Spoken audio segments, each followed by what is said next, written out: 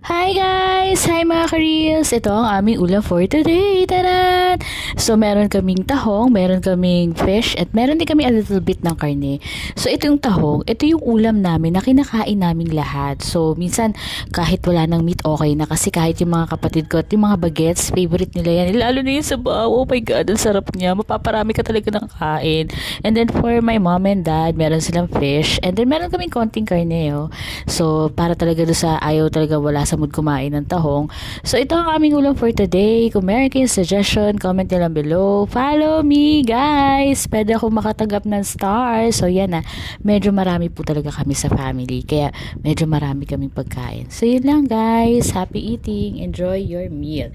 Kasama ng ating mga pamilya. So kayo, anong ulam nyo for today? Share nyo naman. Favorite nyo ba ang tahong? Anong luto ng tahong ang ginagawa nyo? Kasi kami ganyan ang luto